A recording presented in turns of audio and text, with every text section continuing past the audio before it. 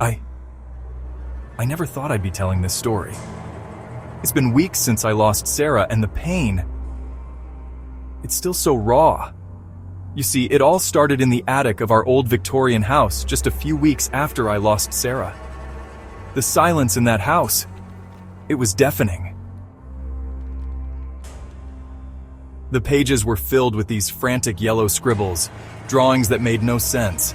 It was like looking into a fractured mind. I made my way down to her studio. The house felt so empty without her, like all the life had been sucked out of it. The floorboards creaked under my feet, each step echoing in the hollow rooms. What I saw, it was unlike anything Sarah had ever painted before. It was as if the canvas was alive, abstract, chaotic, and that yellow, that sickly, bright yellow that seemed to move when I wasn't looking directly at it. There you go. Sarah would be proud.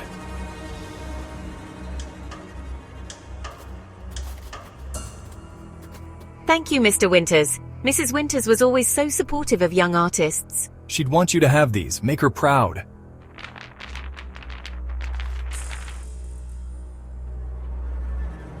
Ravenswood Psychiatric Hospital.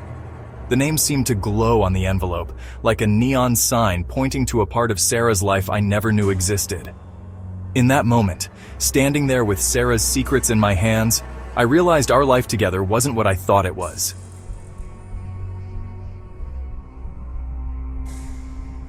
I sat there for hours, debating whether to open it. Did I really want to know the truth? Could I handle it? With trembling fingers, I began to open the envelope.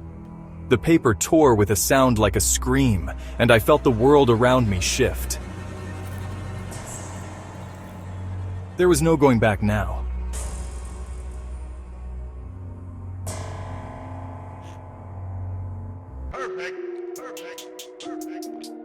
Persistent hallucinations, you had said. Obsession with a yellow entity.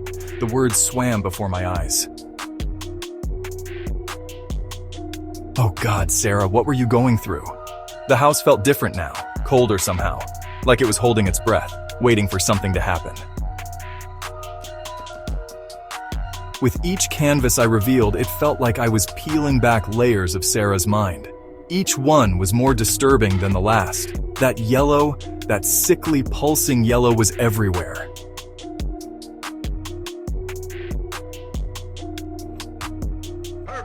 It's here again.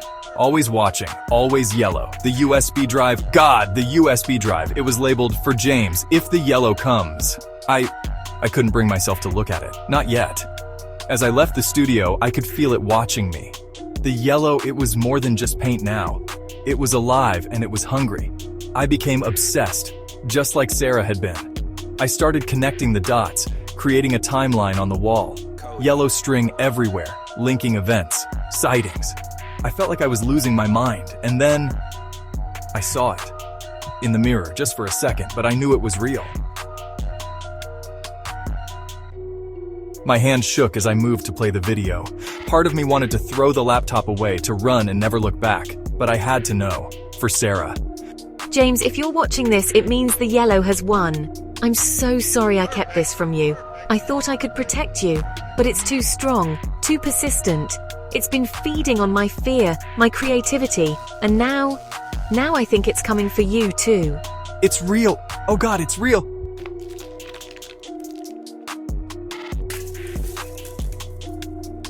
After that, things got worse. Much worse. The yellow was everywhere, seeping from the walls, pooling on the floor. I felt like I was drowning in it. I tried to clean it, to get rid of it somehow, but it just kept coming back, stronger each time. It was like it was feeding off my desperation. What do you want? Why are you doing this?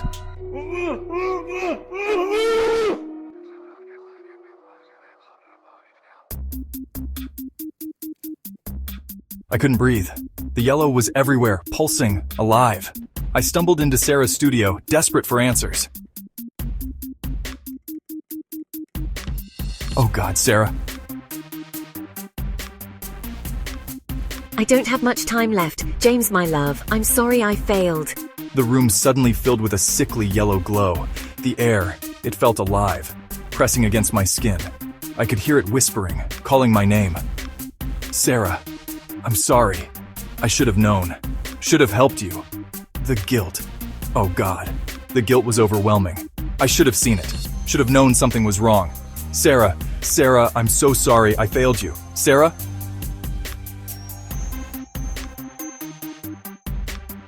I won't give up, Sarah. Not now, not ever.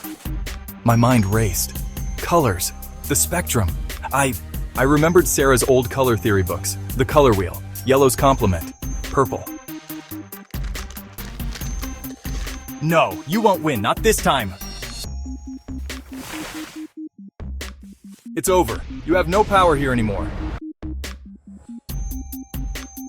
I collapsed to the floor, gasping for air. The room was a disaster of paint and broken canvas, but the oppressive presence was gone. I could breathe again. Sarah had saved me, had saved us both. I'm sorry, Sarah. I'm sorry I didn't understand, but I do now. And I won't let your struggle be forgotten, I promise. Your story will be told, Sarah. The world will know your courage.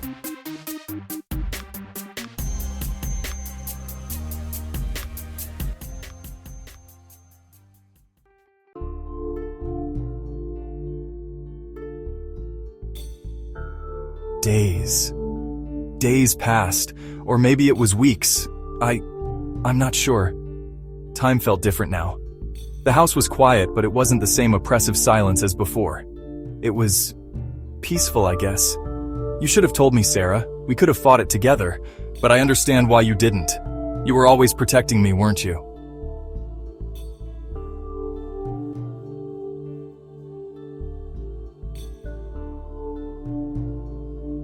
With trembling hands, I picked up a brush. I hadn't painted since college, I think. But something compelled me. I had to do this. For Sarah. For us. I hope I did you justice, love. This time, the yellow was different. It was warm, like sunlight. Like Sarah's laughter on a summer day. As I carried them to the car, I swear I could hear Sarah's laugh on the breeze.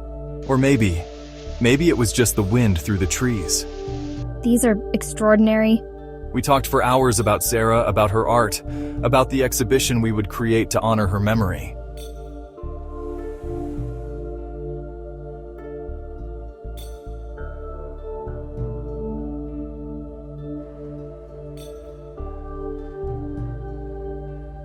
To you, my love. To your courage, your art, your legacy. Good night, Sarah. Thank you for everything. Good night, my love. I'm always with you.